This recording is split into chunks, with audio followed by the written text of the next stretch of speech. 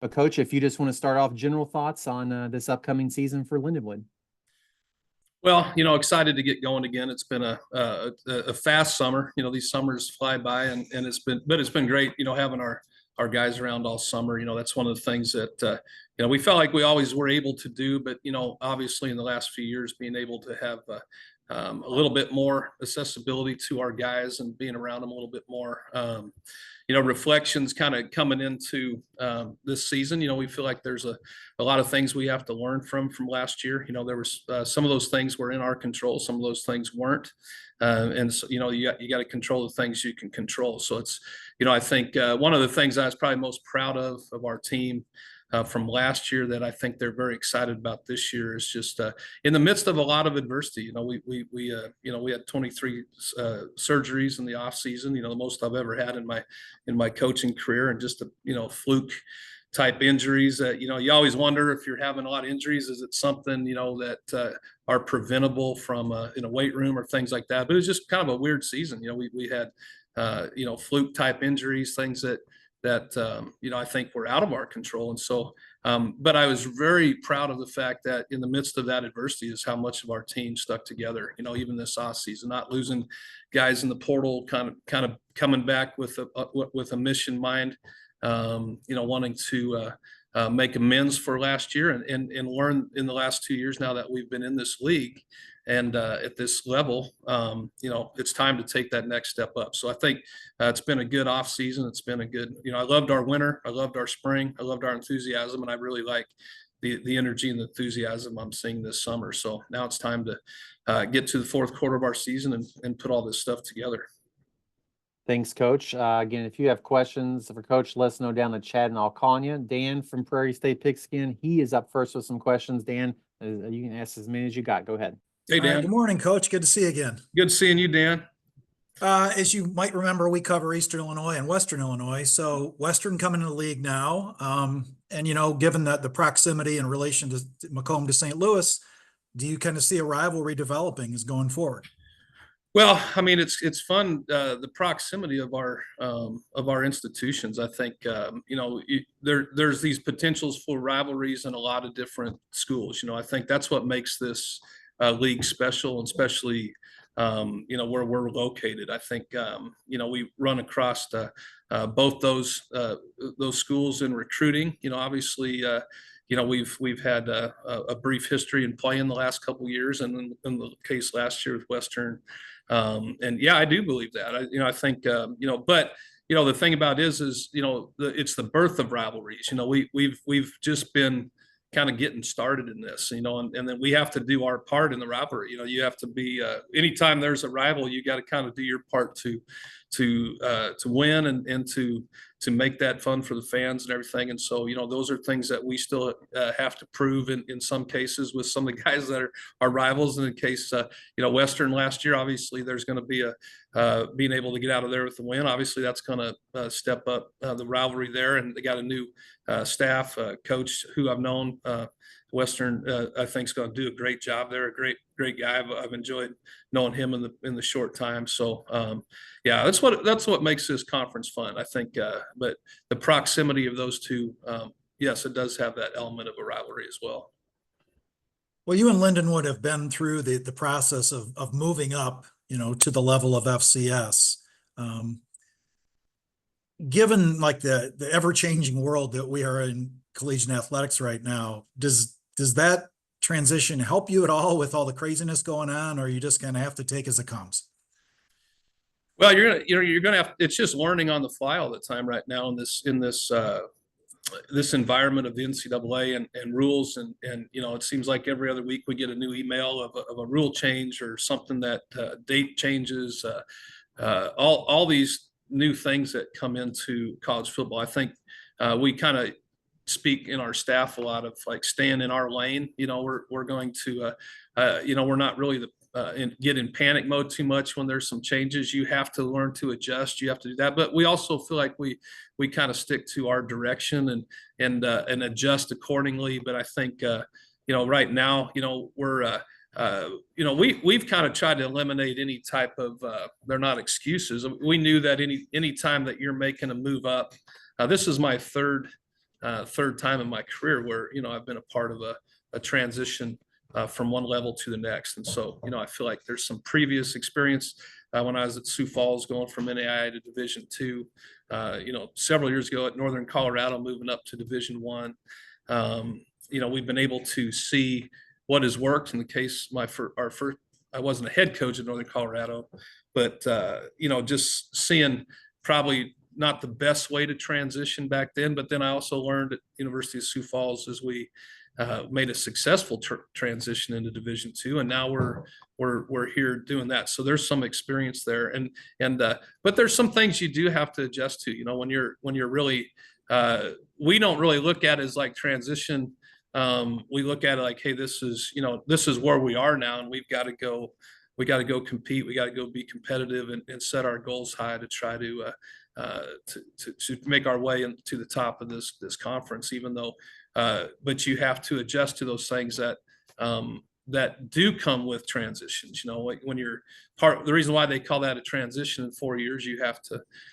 You're not getting a lot of the same stuff that everybody else is getting right now when it comes to revenue sharing and all these types of things as you make it through there. So what do? Do you sit back and make excuses for that? No, you've got to adjust. You got to go figure out ways to make the best of those situations. And so we just don't speak to our team a lot about, we have high expectations. They have high expectations of themselves.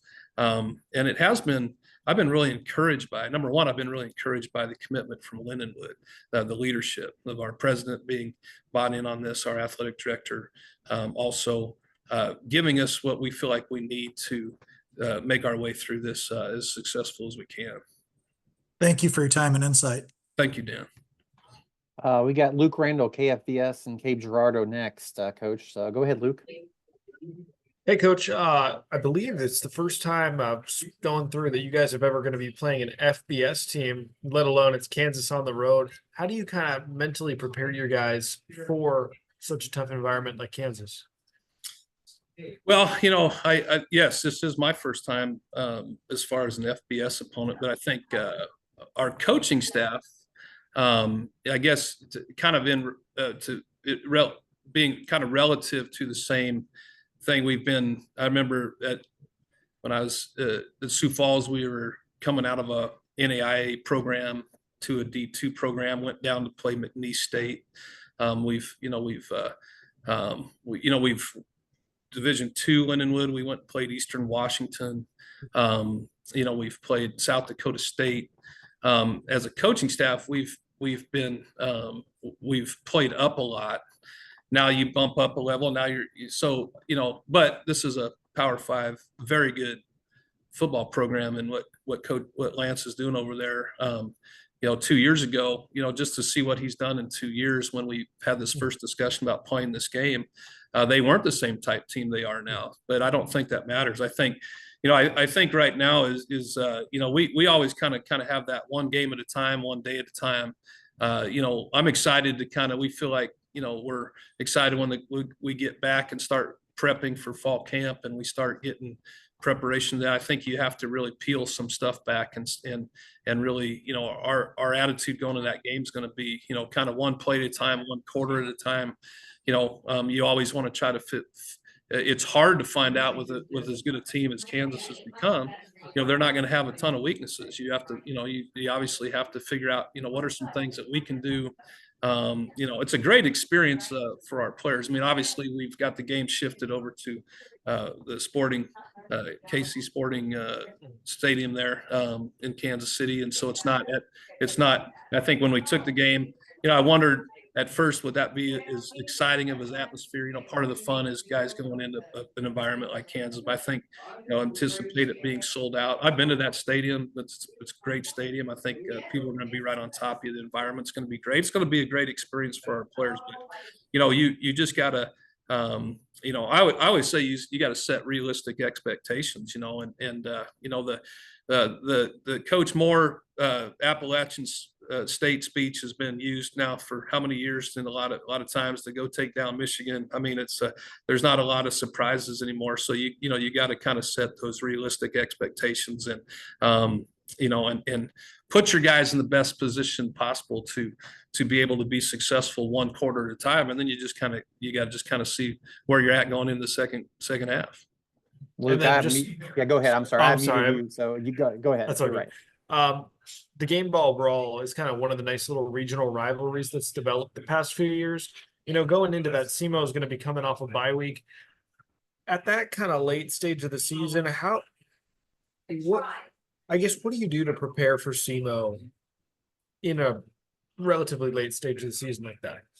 You know, Luke, not to just be, I don't want this to just be the canned answer, but I'll be honest with you, with games that far down the road, you know, I don't, and that's not a disrespect thing to SEMO, but you know, we have a pretty tough, you know, start of our season, and so I probably haven't put too much thought into that a little bit. I think, you know, I'm a guy that kind of takes, you know, prepares 1 week at a time. I think, you know, realistically, you know, like again, it goes back to make that a rivalry. We got to start doing our part. You know, I think, you know, we had 2 good games to start off, and again, you know, we're so I'm trying to kind of answer your question, like to when we get to that week, obviously, you know, it's just, you know, you still have to treat it like any other game, you know, but obviously there is a special part to that game. You know, it's kind of a thing, and I'm sure our guys are already going to be motivated enough to know that, you know, we haven't been successful in the first 2 years playing them. And I think when we get to that point in the season, I think our guys will be really focused to say, hey, they're coming back to our place. You know, let's you know, let's get our minds right and add, you know, make this a rivalry it's not a rivalry till the other team wins. You know, I think we got to start doing our part, and I think our guys are going to be highly motivated when we get to that week. You know, we can't, you know, ideally, you know, I'd love to have a bye week in the earlier part of the season. You know, ours comes at the end of it. So, you know, but that's not the only game that, you know, we get to face people. A lot of people get bye weeks before they roll in to see us, but that's just how it kind of falls sometimes. Coach, as of right now, before preseason camp starts, which area of your team do you think will maybe be the biggest strength, and which area do you think maybe needs a little bit of work through camp and through the early part of the season? Well, I think as a whole, reflecting coming off of our season, you know, I think you know, we were a very young football team last year. We you know, we had a first year quarterback, not a first time quarterback, but a quarterback that was just first time starting in our program. He'd been in our program, and it took, you know, a few weeks as we started to start to get a groove offensively. And then that's kind of when we lost Cole for the season, and then we lost Carter, our second quarterback, a game later. And then, you know, we were at that point, you know, we were, it's hard, you know, when you're bringing in different quarterbacks every week. I think everybody faces that stuff. We're not the only victim in that, but I think, you know, I have to look at where we're at coming out of spring football. I think what I was really encouraged by, Kyle, to answer your question, I felt like we were very balanced in spring. It was kind of you just didn't see one side dominating the other, which gave me a lot of encouragement. I think from last year, I mean, in spring, kind of seeing, I see a big difference in our defense this year. I think that was something we depth wise, we're still, you know, we were still growing a little bit. You know, we've still had you know, we're starting to look a little bit more like the guys we're playing against. You know, anytime you're coming from a D2 program and you're going through the recruiting process, you know, we haven't taken just this, you know, right when we made this move, we didn't just do a wholesale go grab, you know, transfer portal, let's bring all these guys in. We took the approach that we're going to recruit, develop, and we know some of those guys are starting to grow up and get a little bigger and stronger. And I was really encouraged by our defense's improvement from last year. And I think a lot of that was I'm just really more excited about our depth on both sides of the ball. We didn't have as much depth last year of guys that we felt like were mature enough and ready, experienced enough to step in. I feel like our depth on both sides has really improved, and that's given me a lot more optimism coming out of spring. Well, Coach, we appreciate your time this morning, and best of luck to your squad this year. Appreciate you, Kyle. Thank you all for being here today.